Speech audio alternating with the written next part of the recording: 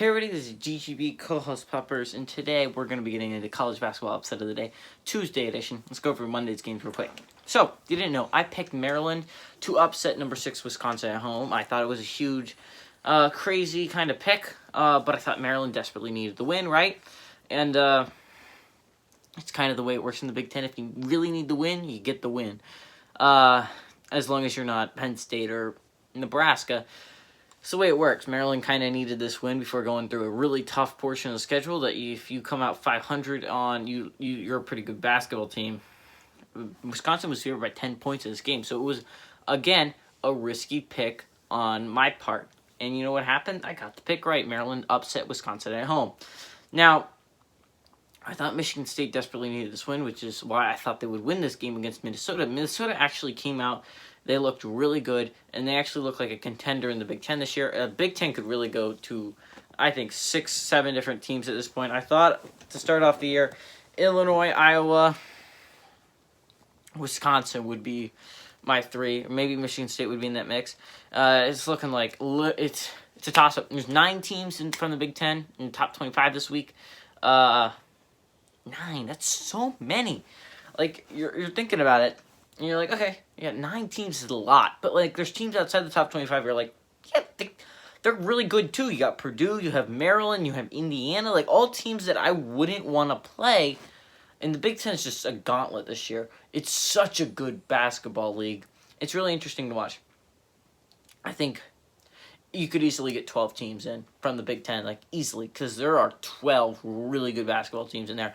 If Penn State, I know I'm really believing in Penn State, if Penn State can just get their stuff together, they have some good playmakers, Jamari Wheeler, Isaiah Brockington, Sessoms, there's some really good players on that team. If they get their stuff together, they could also be a contender. So Nebraska is really the only team that I would just throw away. I don't think they're even going to come close this year, but I think there's a lot of good teams in the Big Ten this year. And then finally, Northern Arizona at number 1, Gonzaga. Obviously, Gonzaga crushed Northern Arizona. No need to really update that there. But there is a ton of games on Tuesday, so let's get straight into it. 1 o'clock with Northeastern 1-4 taking on number 9 West Virginia. While I don't believe in West Virginia that much, they're favored by 18. There's a reason, because it's West Virginia.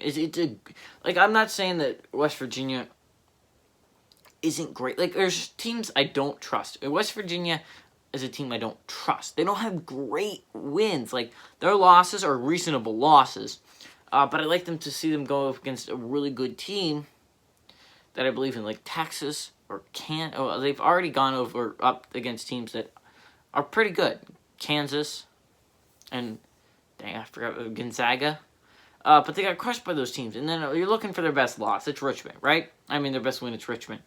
But they have some really weird games that they really should not have been close in, and they were really close in. Like the Iowa State game's head-scratcher for me. North Texas I can look at and be like, yeah, if you play poorly on a given night, North Texas can beat you because they're a pretty good basketball team. Iowa State shouldn't be that way. Iowa State's not a good basketball team, like, at all. So West Virginia I don't exactly believe in, but Northeastern I have even less faith in. This is an obvious pick to go with West Virginia here. 3 o'clock we have Central Arkansas, which is 1-6, taking on number 2 Baylor. I don't really think I even need to get into that. Although it would be interesting to see how Baylor would go against teams like Texas and others. Kansas, they haven't played a really great team yet. So I'd be interested to see how. I think that's the reason why Baylor's at 2 and Gonzaga's at 1 is because of that reason alone, right? Miami's taking on number 24 Virginia Tech. Miami's sitting at a pretty good 4-2 record. It's not exactly showing how good they are. They've beaten a pretty good Purdue team, but it took a huge monster comeback to make that happen. Virginia Tech looks so good this year. Besides the loss to Penn State, they've just been phenomenally good. There's really no weaknesses on that team. They're really good. Again, I don't quite see the upset here. There's upset potential if Miami can pull it off, but I don't think it's going to really happen. So Purdue's taking on number 14 Rutgers, and Purdue's sitting at 7-3. So a pretty good record if you're thinking about it. Rutgers just came off their first loss of the season last week to Ohio State. A very disappointing loss if you're a Scarlet Knights fan.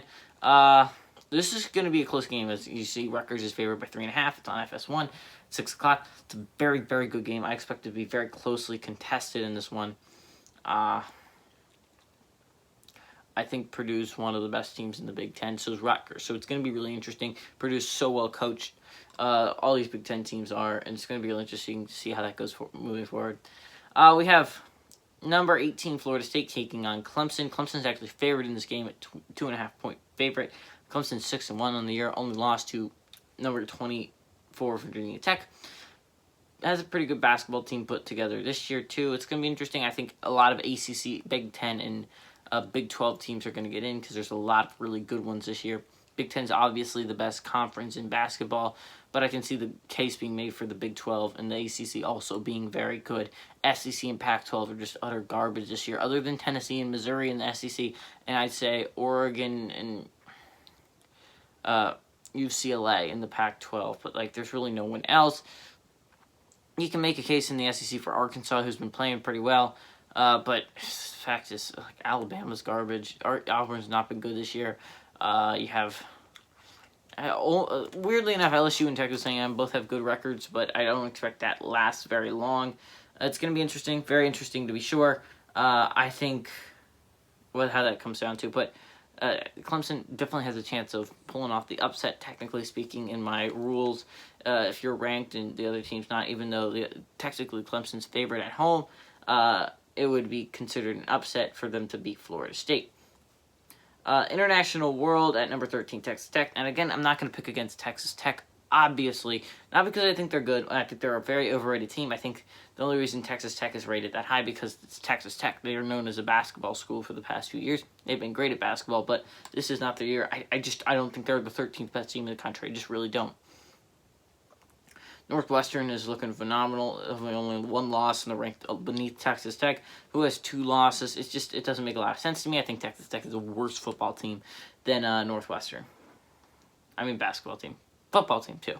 But that's why I don't think there's a lot of upset potential here, though, because it's the International World, 1-3 record, stuff like that.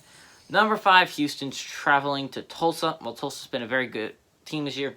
Houston just looks other level, like it's a possible championship team.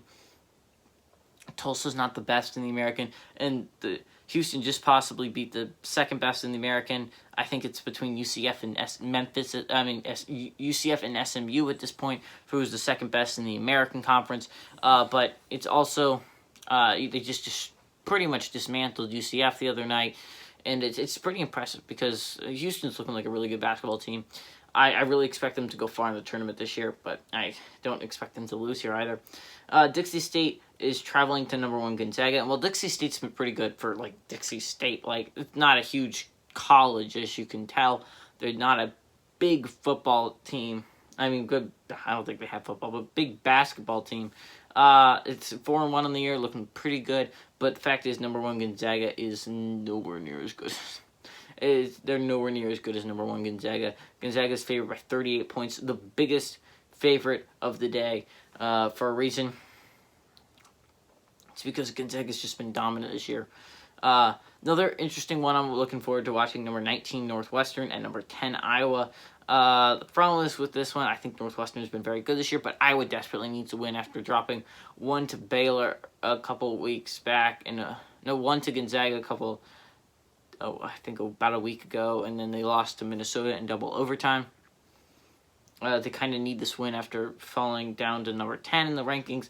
Kind of need the W, so I feel like that's a less favorable upset of the day.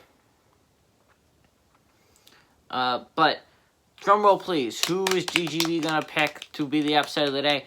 I'm going to go with Clemson to upset Florida State. Technically, Clemson is favored by 2.5 at home, but Florida State did lose to UCF, and while it's a reasonable loss because UCF is looking like a pretty good basketball team this year, Clemson's looking phenomenal. Only lost to Virginia Tech, looking really good, like a March Madness level team. I expect them to be in the thick of it come March. They look really good. So does Florida State. Not an offense to any Seminole fans out there, but I really think Clemson has a chance of pulling off the upset tonight. And by the way, since I got the biggest upset of the day yesterday, I'm sitting at 1.5 points. I just need maybe this one in like a day where there's no upset. Like, if that could happen for me, I could clinch it by Wednesday, which is insane, but a really interesting scenario. But hey, everybody, this is GGB Cole's Pepper saying Adios, amigos, and go Tigers.